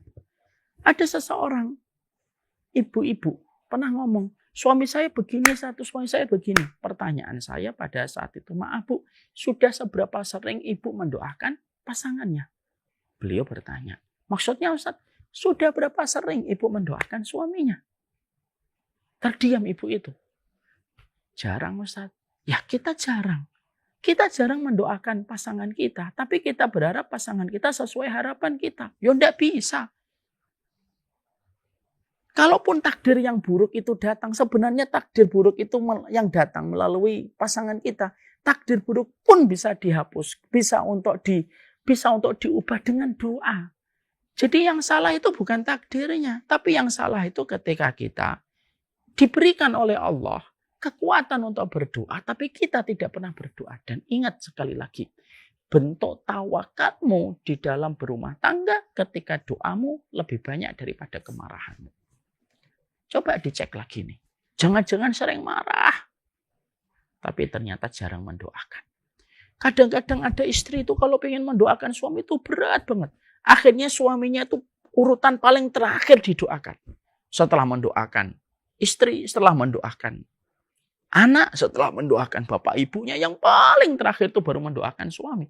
Nah kalau kamu kualitasnya masih berat mendoakan pasanganmu, tapi kamu pingin pasanganmu sesuai harapan dan ekspektasimu, lah terus gimana? Tarjun najata walam tasluk masalikah. Emang kamu bisa dapetin kesuksesan tanpa kamu mengikuti jalannya? Ya kalau kamu pingin sukses kepada pasanganmu, maka pastikan jalannya itu kamu tempuh. Dan jalan apa yang harus kita tempuh kepada suami dan istri kita? Jalannya melalui doa. Jalannya melalui doa. Ada sebuah kisah, ini nyata. Ada seorang istri, beliau itu ditinggal nikah lagi sama suaminya. Ditinggal lagi oleh suaminya. Maka beliau kecewa, tapi beliau tidak meminta pisah karena beliau tahu bahwasanya itu termasuk syariat. Tapi beliau kecewa. Maka ketika beliau kecewa, yang dilakukan beliau tidak mengemis kepada suaminya, tidak marah-marah uring-uringan kepada suaminya, dan tidak memerintahkan suaminya untuk menceraikan istri yang pertama dan tidak menceraikan istri pertama dan tidak melabrak istri yang kedua. Ya, jadi tidak memerintahkan suaminya untuk menceraikan istri kedua dan tidak melabrak kepada istri kedua. Yang dilakukan oleh beliau itu ngasih tahu kepada saya. Yang saya lakukan Ustadz saat itu adalah terus berdoa. Saya terus berdoa sama Allah. Saya betul-betul serahkan jiwa suami saya hanya kepada Allah. Saya berdoa terus. Saya berdoa terus dan akhirnya dengan izin Allah saya setelah berdoa setahun 2 tahun, akhirnya dengan izin Allah suami saya betul-betul kelihatannya kayak merasa berdosa sekali kepada saya. Padahal ketika 1 tahun pertama dia tidak merasa berdosa dan tidak merasa bersalah dengan pernikahan yang kedua. Ya, saya kalau pulang ya saya hormatin, saya berikan yang terbaik. Kalau dia sudah pergi keluar pintu, ya sudah saya serahkan dia sama Allah. Dan saya tidak berniat untuk melabrak yang kedua. Loh sampai akhirnya setelah 2 tahun perjalanan tiba-tiba Allah kayak kirimkan kembali suami saya. Dia berubah, lebih sayang kepada saya. Bahkan kadang-kadang ketika di rumah saya itu berhari-hari sampai saya mengingatkan, Mas, kamu itu punya loh tanggungan yang di sana. Jangan di sini terus, harus adil, kamu harus di sana. Tapi justru suaminya mengatakan, sudahlah saya pengen di sini, lebih tenang di sini. Allah kembalikan suaminya dengan kondisi yang jauh lebih baik daripada sebelumnya. Bahkan suaminya meminta maaf. Bahkan suaminya berubah pada saat itu kepadanya. Dan tidaklah kekuatan yang menjadikan suaminya semacam itu kecuali dia mengatakan, demi Allah Ustaz, tidak ada yang saya lakukan kecuali berdoa kepada Allah yang menggenggam hatinya suami saya. Maka disitulah kita paham poin ini. Tawakal. Kita ini kalau punya keluarga itu tawakal. Dan nilai tawakal kita pada keluarga kita itu simpel sekali lagi. Kalau bentuk tawakalmu sempurna, maka doamu kepada pasangan itu lebih banyak daripada kemarahanmu dan emosimu. Kalau ada suami istri marah-marah, sehari bisa 5 kali, tapi ternyata sehari itu tidak berdoa. Berarti fix keluarga itu belum bertawakal sama Allah. Disitulah kita paham. Berdoa itu menunjukkan pertolongan yang besar yang Allah turunkan untuk kita. Poin yang kelima di dalam kehidupan kita supaya Allah menghamparkan karpet merah pertolongan pada keluarga kita. Para ulama lalu mengatakan bahwasanya sesungguhnya pertolongan Allah itu akan datang bersama dengan keluarga yang senantiasa menata hati mereka untuk bersyukur kepada Allah. Kita tentunya paham bahwasanya syukur itu bukan perkara ringan, tetapi syukur itu berat sebagaimana beratnya sabar. Syekh Turaifi, salah satu ulama besar, bahkan mengatakan kadang-kadang sabar itu lebih pendek waktunya. Karena sabar itu hanya kita dapatkan dan kita berikan ketika kita mendapatkan ujian. Tapi kesyukuran itu jauh lebih panjang. Dia bersifat long term. Kenapa? Karena kesyukuran kita berikan setiap waktunya dan setiap saatnya atas apa yang Allah berikan kepada kita dan keluarga kita. Syukur kepada keluarga itu tidaklah perkara gampang. Kenapa? Karena sesungguhnya hari ini kita berada pada kondisi ketika kita dekat sekali dengan teras kehidupan orang lain. Sosial media, circle hubungan kita, komunikasi kita hari ini sangat menjadikan setiap keluarga itu dekat dengan teras kehidupan keluarga lain. Yang akhirnya banyak keluarga itu yang suka membandingkan keluarganya dengan keluarga orang lain. Suaminya dibandingkan dengan suami orang lain, istrinya dibandingkan dengan istri temannya, anaknya pun dibandingkan dengan anak orang lain. Maka hilangnya kebaikan dan keberkahan pada keluarga kita, yaitu adalah ketika kita tidak lagi melihat keluarga yang Allah berikan kepada kita itu sebuah nikmat yang besar. Kalaulah daun yang jatuh saja satu, saya ambilkan satu. Kalaulah daun yang jatuh satu saja, itu pun jatuh lalu melalui hikmah, kata Allah, kata Imam Ibnu Qayyim. Jadi daun itu kalau jatuh satu itu melalui hikmah. Kalaulah daun yang jatuh satu saja melalui hikmah, pasti bahwasanya terkirimnya orang yang menjadi pasangan hidup kita itu melalui hikmah yang besar. Sehingga yang salah bukan pasangan kita, tetapi yang salah itu adalah ketika hilangnya kesyukuran pada hati kita ketika menjadi suami dan hilangnya kesyukuran kita ketika kita menjadi istri. Lalu kita selalu melihat sisi gelapnya dan sisi kurangnya pada pasangan suami istri kita. Jangan terlalu sering melihat keluarga orang lain. Jangan terlalu dekat dengan teras kehidupan orang lain. Jangan terlalu dekat dengan teras kehidupan keluarga orang lain. Kenapa? Karena sesungguhnya semakin dekat mata kita, hati kita, pikiran kita dengan teras kehidupan keluarga lain, semakin kita sering sekali merasa sial dengan keluarga kita karena kita membandingkan keluarga kita dengan keluarga orang lain. Padahal kiriman Allah itu tidak pernah salah dan tidak pernah salah takaran pada kehidupan kita sebagai manusia. Makanya terkadang betul kata Imam Ibnu Rajab, jangan banyak memandang karena memandang itu akan mendatangkan keburukan bagi hati kita. Berapa banyak orang yang asalnya belum memandang, belum punya kesimpulan apa-apa. Tapi setelah memandang banyak kesimpulan yang dia dapatkan dan kesimpulannya banyak yang salah. Hanya karena ngelihat postingan, lalu kita membayangkan, oh istri saya itu harusnya kayak ini. Gara-gara satu video, kita sering berkata, ini harusnya suami saya itu kayak yang di video ini. Akhirnya, hilang keberkahan. Yang hari ini hilang itu bukan ilmu, bukan taman-taman ilmu. Kita melihat taman ilmu itu ada di mana-mana. Tapi yang hilang itu apa? Bukan ilmunya yang disampaikan yang hilang. Tapi yang hilang itu keberkahan kita setelah mendapatkan ilmu untuk melihat keberkahan pada keluarga kita. Itu yang hilang hari ini. Ilmunya banyak. Pasangan suami istri yang datang ke kajian banyak sekali. Tapi yang hilang itu bukanlah pasangan keluarga yang datang kepada majelis ilmu. Yang hilang bukan itu. Yang hilang itu adalah keberkahan orang untuk melihat keluarganya dan memahami keluarganya. Itu dengan satu pandangan yang betul-betul bersyukur. Itu yang hilang. Dan itulah hilangnya sebuah konsep kesyukuran yang menjadikan menjauhnya pertolongan dari Allah. Ya. Makanya kita harus bersyukur, betul. Seorang istri harus pandai menyatakan kepada suaminya bahwasanya dialah takdir yang terbaik. Seorang suami harus pandai menyampaikan kepada istrinya dialah takdir yang baik. Dan seorang istri harus pandai menyampaikan kepada suaminya bahwasanya dia itu takdir yang terbaik. Orang kalau bersyukur, keluarga kalau bersyukur, maka akan dijadikan keluarga itu sederhana dalam keinginan. Akhirnya tidak muluk-muluk mereka. Tidak ingin punya keluarga kayak ini. Tidak ingin membandingkan keluarga dengan ini. Kenapa? Karena dia sudah bersyukur dengan apa yang telah dia lalui pada keluarganya. Tinggal meningkatkan menuju ke arah yang lebih baik. Tapi cara meningkatkannya itu bukan karena dia membandingkan keluarga lain. Tapi karena dia bersyukur dan ingin untuk menambah ketaatan dengan kesyukuran. Menambah kesyukuran dengan ketaatan.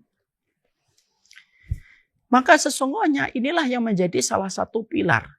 Dihamparkannya karpet yang bisa menghantarkan pertolongan pada keluarga kita ketika keluarga kita itu saling memberikan sebuah konsep kesyukuran. Lihatlah kesyukuran pada apa yang kita dapatkan pada istri kita. Kalaupun ada kekurangannya, mungkin itu ujian bagi kita supaya kita bersabar. Lihatlah kembali suami kita, kalau dia punya kekurangan, mungkin di situ kamu mendapatkan pahala. Makanya perkataannya itu indah.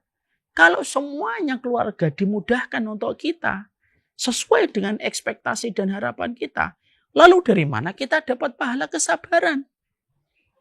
Jadi dulu pernah ada satu keluarga ini bahagia, diberikan kemampuan finansial, diberikan kemudahan, kerja gampang, punya anak ganteng-ganteng, sehat, sampai Allah memberikan kepada keluarga ini sebuah ujian. Anak mereka delay speech, ngomongnya terlambat. Ketika keluarga ini datang, lalu mereka bersedih gitu. Ketika anak mereka delay speech, saya juga ikut sedih gitu. Tapi saat itu saya mengatakan kepada keluarga ini, tetap syukur. Kalau kemudahan itu didapatkan mudah oleh keluarga kalian, lalu dari mana kalian akan mendapatkan pahala kesabaran? Makanya akhirnya kesyukuran dan kesabaran itu materi yang tidak pernah terpisahkan dalam kehidupan berkeluarga. Sabarnya tanpa tepi, syukurnya tanpa tapi. Dan simple kok. Bagaimana melatih syukur kita? Kadang-kadang kita tidak usah melihat orang lain. Kadang-kadang matikan sosial media kita. Jangan membanding-bandingkan. Itu sudah cukup. Itu akan menebalkan hati yang selalu bertambah kesyukuran. Kalau kita senantiasa tidak banyak memandang teras kehidupan keluarga orang lain. Hari ini maaf ya. Kenapa waktu pandemi terjadi perceraian tinggi 2 kali lipat? Maka saya ketika membaca gitu kejadian sosial ini, ada banyak pengamatan. Kenapa pada waktu COVID itu banyak terjadi perceraian? Satu, karena tingkat depresinya luar biasa. Banyak orang yang di PHK, gulung tikar bisnisnya, sampai akhirnya keluarga itu tidak kuat untuk mengatasi pressure dan tekanan dalam masalah finansial. Dan akhirnya terjadi perceraian banyak. Yang kedua, terjadinya perceraian itu apa? Yang biasanya mereka berpisah dari waktu kerja, tiap hari ketemu dengan kualitas panjang sehari 24 jam. Akhirnya apa? Akhirnya tidak kuat. Dan akhirnya justru banyak pertengkaran. Atau yang ketiga bisa jadi, terjadinya pandemi itu akhirnya apa? Setiap orang itu fokus sama sosial medianya. Akhirnya apa? Membandingkan. Hilang konsep kesyukuran pada kehidupan kita. Apa yang baik untuk orang lain yang kita lihat, itu belum tentu tepat untuk kita loh. Sama kayak kita ngelihat orang pakai cincin. Orang itu pakai cincin, ada yang ketika kita lihat pakai cincin bagus. Tapi belum tentu kalau cincin itu kita pakai itu bagus untuk kita. Karena semua itu sudah ada takarannya. Saya suka baju-baju polos kayak gini. Tapi bagi mungkin santri saya, mungkin dia tidak suka baju polos. Ada orang yang menganggap baju polos saya ini tidak cocok, lebih suka baju batik. Ada. Ada orang yang tidak suka baju batik, dia lebih suka pakai kaos yang gombior, yang besar. Ada. Kenapa? Karena kenyamanan tuh orang tuh beda-beda. Dan yang pasti Allah hadirkan kepada kita, pada keluarga kita, itulah yang terbaik. Dan tidak usah kita membandingkannya. Kalau memang kamu badannya cocoknya dengan warna-warna polos yang soft, kayak pastel, ya memang itu warna cocok kamu. Kamu tidak usah paksakan untuk memakai baju yang terlalu longgar. Hanya gara-gara kamu melihatnya, lalu kelihatannya cocok nih untuk saya gitu. Padahal belum tentu cocok. Karena setiap orang itu ada takarannya. Kiriman takdir Allah itu sesuai dengan takaran kita. Yang salah bukan takarannya. Tapi yang salah itu cara kita ketika tidak berusaha menghadirkan istiqomah. Cara kita untuk menghadirkan kesyukuran. Wanita itu banyak yang tidak bersyukur kepada suaminya. Makanya akhirnya dibayang-bayangi dosa besar. Siapa wanita yang memiliki dosa besar? La tashkuru li zawjiha wa hiya la tughni anha. Wanita yang dosa besar itu wanita yang tidak bersyukur kepada suaminya, padahal dia sangat membutuhkan suaminya dalam segala hal. Ini yang menjadi salah satu perkara yang harus senantiasa kita jaga betul pada kehidupan berkeluarga kita. Yaitu adalah berikan kesyukuran pada keluargamu. Karena itu yang akan memberikan pertolongan pada kehidupan berumah tangga. Jangan tinggalkan kehidupan kamu dengan bersyukur. Ya. Makanya sampai kita menjumpai ada seorang ulama gitu ya. Ada seorang ulama itu sampai, Masya Allah ya, saya sambilkan sebuah contoh. Ada seorang ulama itu sampai ketika mereka itu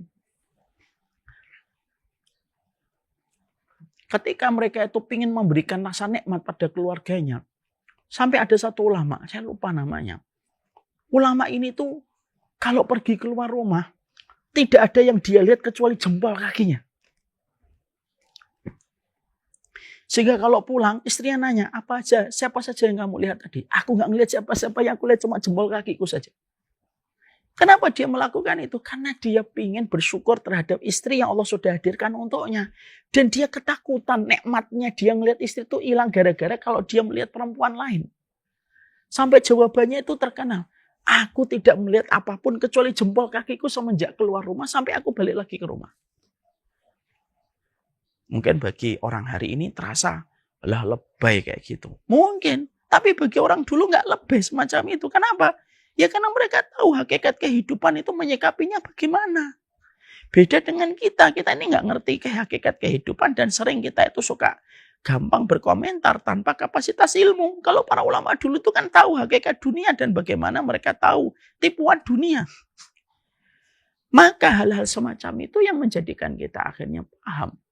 Yang kelima yang bisa memberikan hamparan kesyukuran pada kehidupan kita itu apa? Ketika kita menyikapi keluarga kita dengan konsep kesyukuran. Dan konsep bersyukurnya itu kapan? Ya ketika kita mencukupkan dengan apa yang halal dan menolak yang haram. Sudah sering saya sampaikan kan perkataan seorang Imam Syafi'i didatangi seseorang. Saya itu mendapati istri saya. Dulunya ketika saya nikah itu cantik. Tapi setelah beberapa bulan hilang kecantikannya. Kata Imam Syafi'i, coba kamu pulang, kamu tahan pandanganmu dari wanita yang haram. Nanti lihat hasilnya setelah itu. Maka setelah beberapa pekan, dia melaksanakan perintahnya Imam Syafi'i. Lalu datang lagi, ditanya sama Imam Syafi'i, gimana sekarang kamu melihat istrimu? Masya Allah, aku melihat istriku betul-betul cantik mempesona sekarang. Imam Syafi'i komentar, sebenarnya istrimu cantik. Tapi semenjak kamu itu memandang perempuan-perempuan lain, maka nikmat yang kamu dapatkan ketika melihat istrimu dicabut oleh Allah. Dan dicampakkan kenikmatannya ketika kamu melihat yang haram. Tapi ketika kamu kembali lagi untuk menahan pandanganmu dari yang haram, Allah kembalikan nikmat kepada dirimu. Itu namanya bersyukur kepada apa yang Allah berikan pada kenikmatan kita berkeluarga. Syukur ini penting. Walaupun tampaknya terlalu teoritis, tapi ini sebenarnya merupakan bagian yang tidak terpisahkan dalam konsep pernikahan manusia. Orang beriman itu bersyukur. Kalau sudah syukur, disederhanakan keinginan-keinginannya itu Allah sederhanakan. Dan dicukupi kebutuhan. Sehingga dia tidak perlu berhayal, tidak perlu memiliki panjang angan-angan. Saya ingin menikahi perempuan itu, saya ingin menikahi lagi wanita itu, ini. Tidak ada. Kenapa? Syukur itu kalau diterima disederhanakan. Panjang angan-angan kita, disederhanakan keinginan kita. Maka akhirnya kita mendapati yang kelima. Seberapa syukur kita menjadi pasangan suami istri. Itulah yang akan menghantarkan ke lapangan dari sebuah janji pertolongan Allah kepada keluarga yang kita sangat cintai. Itu nomor 5. Sekarang yang keenam. Saya harus jujur mengatakan kepada seluruh peserta dari Me and My Half Teen, menyampaikan materi tentang kehidupan berkeluarga dalam waktu yang singkat itu sangat sulit. Karena memang luasnya cakrawala ilmu yang ada pada kehidupan berkeluarga. Tapi tidak apa-apalah. Setidaknya kita mengikuti Me and My Half Teen ini menyadarkan kita bahwasanya ilmu menjadi sebuah perangkat yang tidak boleh terpisahkan dari kehidupan kita berkeluarga. Sekarang mari kita bahas poin yang ke-6. Syarat kalau keluarga kita ingin mendapatkan sebuah pertolongan adalah mengilmui tentang pasangan kita dari perspektif fitrah penciptaan Allah. Artinya adalah, kalau kita ingin mendapatkan pertolongan, maka kita harus pahami tentang siapa suami kita sebagai laki-laki yang diciptakan oleh Allah. Dan siapa wanita yang Allah ciptakan menjadi istri kita. Karena apa? Kita rajin berdoa, kita rajin untuk meninggalkan maksiat. Tapi kalau kita tidak pandai mengilmui siapa suami kita sebagai laki-laki dan siapa istri kita sebagai seorang wanita, ya tentunya akhirnya juga akan terjadi tetap banyak pertengkaran. Makanya yang ke-6, saya ingin menyampaikan salah satu sebab di antara dihamparkannya pertolongan kepada kita adalah ayo kita pahami yuk bahwasanya suami dan istri, laki-laki dan perempuan itu memiliki karakter penciptaan yang berbeda. Dan kita harus mempelajari karakter perbedaan itu. Karena apa? Memahami perbedaan itu bisa melapangkan hati kita. Antum kalau belajar fikih, tapi antum belajar bagaimana para ulama berbeda pendapat, antum lapang dan antum tidak akan banyak bertengkar. Contoh nih, saya mempelajari fikih ya. Saya kalau habis rukuk, tentunya kaum muslimin ada dua pendapat. Ada yang sembali sedekap, ada yang lurus. Saya termasuk yang sedekap lagi. Kalau kita paham bagaimana perbedaan itu bisa terjadi, maka saya tidak akan menyikapi perbedaan fikih itu dengan gigi taring. Karena apa? Fikih itu memang luas, yang sempit itu hati kita. Sama, karakter suami istri itu luas, yang sempit itu karena kita tidak paham saja. Untuk mempelajari bagaimana diri masing-masing kita ketika diciptakan. Makanya dalam surat Ad-Dariyat ayat 21, Allah menyampaikan, wa fi anfusikum afala tubsirun. Di dalam diri kalian, kalian itu belajar gitu loh. Dan kita harusnya belajar ketika Allah juga berfirman, walaysa dzakaru kal unsa, laki-laki dan perempuan itu memang tidak sama. Kalau memang laki-laki dan perempuan itu memang tidak sama, ya kita harus belajar apa titik perbedaan antara laki-laki dan perempuan supaya kita lapang ketika menyikapi antara laki-laki dan perempuan yang memang mereka itu karena mereka itu diciptakan memang sudah berbeda. Dari masalah fisiknya saja sudah beda. Allah kenapa menjadikan fisiknya laki-laki dan perempuan itu beda? Supaya kita ngerti ada banyak perbedaan antara laki-laki dan perempuan, apalagi dalam konteks kalau sudah menjadi suami atau istri kita. Kalau tumbuhkan jenggot, perempuan tidak ada jenggot, ada jangkung. Perempuan tidak ada jangkung. Itu semuanya sudah tanda dari Allah. Nih, fisik aja aku jadikan beda. Kamu juga harusnya paham perbedaan-perbedaan yang ada. Pelajari ilmunya, supaya kamu tidak banyak bertengkar. Nah, saya meringkas, ada satu buku tebal segini. Maka di situ saya akhirnya menyimpulkan beberapa hal yang layak menjadikan kita paham dan menjadikan kita mengerti. Ya. Contoh satu. Kalau kita menjadi suami istri, maka salah satu yang kita pahami itu apa? Bahwasanya kalau menjadi suami istri, laki-laki dan perempuan itu memiliki kacamata yang berbeda kalau melihat sesuatu. Ini yang pertama yang kita harus pahami. Supaya nanti kita banyak belajar yang lainnya. Saya akan menyebutkan contoh-contoh yang permukaan saja. Tapi ini menjadi stimulus supaya kita belajar lebih mendalam. Kacamata laki-laki dan kacamata perempuan itu beda. Kacamata laki-laki itu konsentratif. Kacamata laki-laki itu konsentratif. Adapun kacamata perempuan itu ekspansif. Artinya kalau laki-laki melihat satu masalah itu dia fokus dia. Satu titik. Kalau perempuan melihat masalah itu tidak satu titik. Dia cara melihatnya itu lebar. Lebar. Sehingga akhirnya itu bisa menjadi sebuah perbedaan. Yang terkadang kalau kita tidak sikapi sehari-hari. Nanti menjadi pertengkaran. Kalau kita paham kacamata laki-laki itu konsentratif dan kacamata perempuan itu adalah ekspansif, ini saya ambilkan contoh. Contoh, kalau token listrik di dalam rumah kita mati. Laki-laki, kalau token listrik di rumahnya menyebabkan listrik mati, token listriknya itu habis, laki-laki itu nanti fokus kepada token listrik. Dan laki-laki itu membeli pulsa, supaya token itu terisi lalu hidup listriknya. Itu namanya laki-laki. Dia fokus kepada masalahnya. Kalau perempuan, ketika dia melihat ada token listrik mati disebabkan karena suami lupa mengisi. Ketika sang suami itu lupa mengisi, maka sang istri itu tidak melihat token listriknya. Dia akan tanya, kenapa token listriknya sampai mati? Kenapa sebelum ke kantor kok nggak ngisi? Coba kalau kamu ngisi kan tidak perlu mati. Kenapa sudut pandangnya laki-laki dan perempuan itu beda? Di situ kita mendapati perkataan dari Allah firman-Nya. Memang laki-laki dan perempuan itu beda. Cara melihat masalah itu beda. Laki-laki itu konsentratif, perempuan itu adalah ekspansif dia. Sehingga kalau kita memahami ini, kadang kita harus sadar maklum, oh istri kita. Masalah token listrik habis sudah saya isi masih ngomel. Kenapa? Ya karena dia ekspansif, dia akan ngomong, coba Abi ngisi dari tadi. Kan nggak perlu kita repot ngisi. Habis sih nggak lupa ngisi. Walaupun listrik sudah hidup, dia tidak berhenti untuk terus bicara. Kenapa? Dia menganalisa masalahnya itu luas sekali. Adapun laki-laki itu fokus pada masalahnya. Makanya kadang-kadang ada pertengkaran suami istri.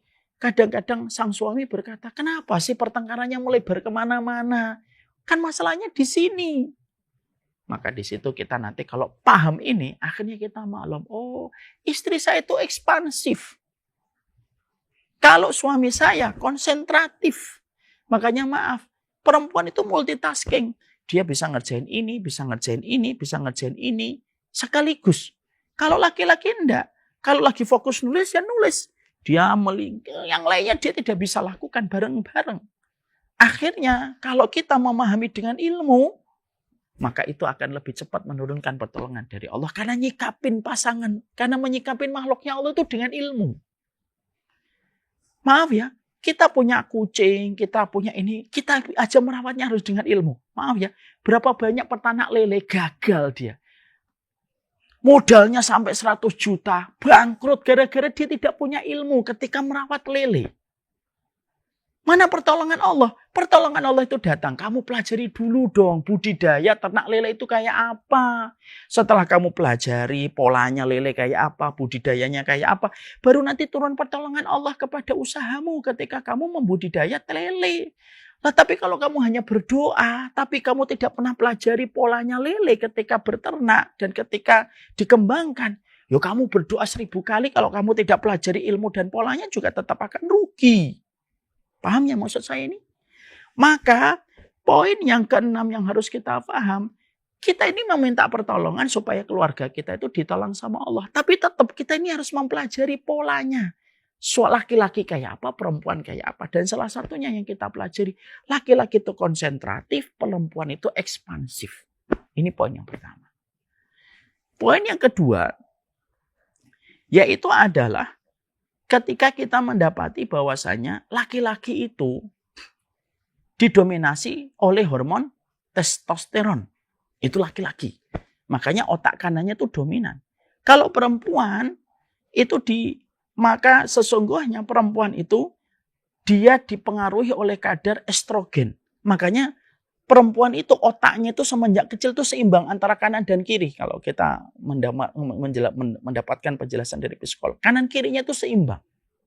Makanya maaf ya, kenapa anak perempuan dari semenjak kecil serius, ngerjain PR, diajarin juga gampang, mereka serius. Kenapa banyak anak-anak itu main-main gitu, anak laki-laki? Karena memang mereka belum seimbang, kanannya itu lebih dominan daripada kirinya. Makanya salah satu psikolog sampai bilang anak laki-laki itu belajarnya lewat main. Kalau perempuan beda. Maka itu akhirnya menyebabkan akhirnya laki-laki dominan dengan logikanya. Perempuan itu dominan dengan perasaannya. Akhirnya segala sesuatu disikapi dengan berbeda. Laki-laki mempertimbangkan gini. A, B, 1 tambah 1, 2, 2 tambah 2, 4. Maka dia logika. Kalau perempuan tidak, dia menyikapi dengan perasaan gitu. Sehingga akhirnya ketika dia mendidik anak itu dibutuhkan oleh seorang wanita, dibutuhkan oleh wanita. Karena ketika perasaannya diluapkan kasih sayangnya kepada anak. Maka sang laki-laki ketika dia sudah tahu, loh memang istri saya itu butuh perasaan untuk mendidik anak. Kalau tiba-tiba dia menyikapi kamu dengan perasaannya, ya kamu harus paham, memang dominan perasaannya. Kita tidak bisa mengatakan, emang kamu nggak punya logika. Punya, tapi logikanya perempuan itu sedikit. Laki-laki sering dituduh oleh istrinya, kamu itu perasaannya panjang, logikanya kamu itu nggak punya perasaan. Laki-laki itu punya perasaan, cuma perasaannya sedikit. Kalau kita mengerti tentang ini, akhirnya menjadikan orang itu menyikapi suami istri itu apa? Oh, memang laki-laki itu perasaannya memang gitu, segitu. Dan saya tidak boleh menuntut lebih. Sebagaimana kalau kita ngomong panjang, lalu disikapi dengan perasaan oleh istri kita. Kita ajak teori untuk pakai logika, dia tidak bisa. Jangan membodoh-bodohkan istri kita. Kita mengatakan ya memang dia itu memakai perasaan. Itu yang kedua. Yang ketiga, salah satu di antara pilar yang kita harus mengerti tentang sebab perbedaan suami dan istri itu apa? Karena sesungguhnya laki-laki itu, kesadaran laki-laki itu terletak kepada kompetisi. Kepada status, kepada kekuasaan, kepada jabatan, kepada achievement, penerimaan. Maka dia itu dunianya kompetisi. Dunianya itu dunia kompetisi. Kalau perempuan itu dunianya itu dunia hubungan, dunia harmonis, dunia perasaan. Makanya akhirnya kita kalau mendapati ada seorang suami lagi ada masalah, biasanya dia itu butuh ditenangkan, dia tidak butuh masukan. Dia cuma butuh diberikan waktu untuk menjernihkan masalah yang dihadapi. Perempuan sama. Ini perempuan ketika mereka mendapatkan masalah, dia itu butuh hanya untuk didengarkan, lalu diberikan loyalitas, bahwasanya kita pro dengan dirinya. Dan itu yang dibutuhkan perempuan. Saya mengambilkan contoh-contoh simpel ini sebenarnya teorinya panjang. Tapi contoh-contoh ini saya sampaikan supaya kita paham, ngerti betul. Pertolongan Allah itu datang ketika kita menyikapinya dengan ilmu. Ketika kita menerjemahkan tentang suami dan istri kita. Maka disitulah kita akan mendapatkan pertolongan dari Allah. Tapi kalau kita menjadi suami istri, ngotot tidak mau belajar, seakan-akan kita paling tahu istri kita dan kita paling tahu tentang suami kita dan tidak mau membuka hati kita untuk belajar dan membuka pikiran kita untuk belajar, susah. Walaupun kamu berdoa 1000 kali pun susah pertolongan Allah datang. Karena pertolongan Allah itu datang bersama ilmu yang kita kaji dan kita realisasikan pada kehidupan. Dan itulah maknanya. Ilmu menjadi kunci datangnya pertolongan. Dan saya menyampaikan contoh-contoh kecil tadi supaya kita ngerti dan supaya kita memahami itu. Dan ini adalah yang keenam. Yang ketujuh, apa yang ketujuh yang bisa melapangkan pertolongan Allah dalam kehidupan keluarga kita? Yang ketujuh adalah keluarga itu bercita-cita besar untuk bertekad memasuki surga kelak bersama. Dan mereka merawat tekad mereka itu terus bersama dengan berbagai macam hal yang bisa menjadikan mereka dipersatukan. Ada sebuah kisah nyata di sebuah kampung, dalam sebuah riwayat. Ada satu kampung, di situ ada seorang perempuan salihah yang bernama Hunaidah. Hunaidah ini merupakan seorang wanita salihah. Kebiasaannya adalah melaksanakan sholat malam dan selalu membangunkan keluarganya untuk sholat malam. Maka Hunaidah ini lalu berkata kepada keluarganya yang selalu dibangunkan setiap malam, suatu saat kamu akan bergembira dengan apa yang aku lakukan kepada kalian. Sampai akhirnya Hunaidah itu wafat. Ketika Hunaidah itu wafat, suaminya itu merasa kehilangan. Pada satu malam, tiba-tiba sang suami didatangi sama Hunaidah dan berkata sama sang suami yang masih hidup, "Wahai suamiku, kalau kamu ingin berjumpa aku kembali di sini, maka jagalah kebiasaanku dan teruskanlah kebiasaanku untuk sholat malam dan membangunkan keluarga sholat malam." Ketika sang suami itu bangun, maka dia tergerak sekali untuk melaksanakan pesan di dalam mimpinya itu. Dia melanjutkan kebiasaan istrinya, membangunkan keluarganya untuk sholat malam. Sampai akhirnya sang suami ini meninggal dunia, punya anak beberapa orang. Lalu ketika suami istri sudah meninggal, anak-anaknya itu melanjutkan sholat malam. Dan anak-anaknya itu berjumpa lagi dalam mimpi. Berjumpa dengan bapak dan ibunya yang sudah mendapatkan kenikmatan di alam barzah. Lalu akhirnya orang tuanya berkata di dalam mimpi kepada anak-anak mereka, Hunaidah dan suaminya, kalau kalian ingin berjumpa dengan Abi dan Umi di akhirat, di barzah, maka jagalah sholat malam. Kalian akan berjumpa dan berkumpul kembali dengan kami di akhirat dan di surga. Maka akhirnya anak-anaknya pun menjaga sholat malam. Sampai akhirnya keluarga itu terkenal dengan keluarga Al-Qawwamun. Yaitu keluarga yang mereka senantiasa melaksanakan sholat malam. Apa yang kita ambil dari peristiwa itu? Yang kita ambil dalam hal itu adalah, Masya Allah ya, kita menjumpai bahwasanya salah satu di antara perkara yang bisa melapangkan jalan, memberikan pertolongan kepada kita ketika setiap keluarga itu selalu sadar bahwasanya pertemuan mereka tidak hanya di dunia, tapi pertemuan mereka itu mereka harapkan untuk berjumpa di akhirat. Maka mereka menjaga cinta dan tekad itu terus dengan ketaatan, dengan ibadah.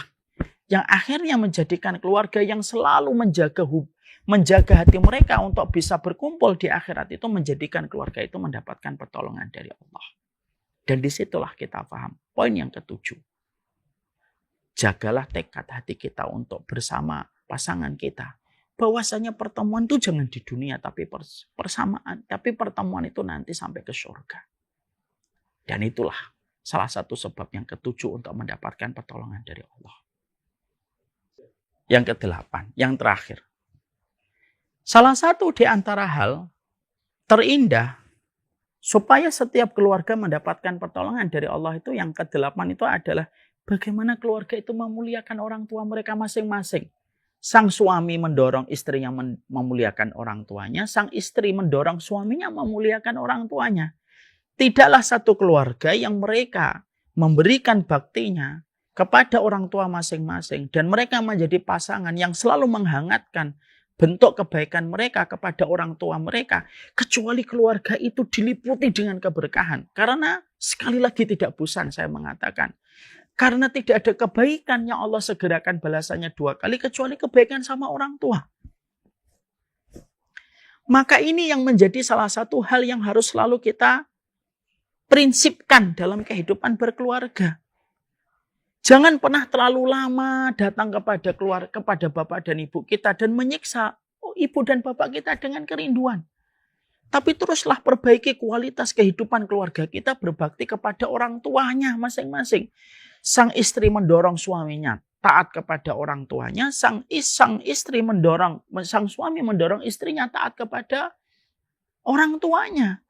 Kalau pasangan suami istri sudah saling luar biasa, saling mengingatkan dan menjadi support system untuk meneduhkan orang tua di masa tuanya, demi Allah, keluarga itu pasti mendapatkan berkah di dunia dan di akhirat.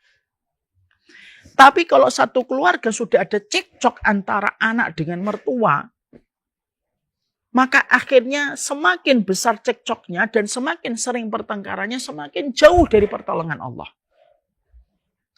Maka ini menjadi salah satu hal dan ini menjadi closing dari poin apa yang bisa mendatangkan pertolongan dari Allah. Yaitu adalah jadilah kita keluarga yang terus betul-betul berusaha memberikan yang terbaik kepada ibu mertua kita dan orang tua mertua kita. Baik dari pihak suami ataupun istri. Kenapa? Kebaikan kepada orang tua itu tidak akan pernah merugi.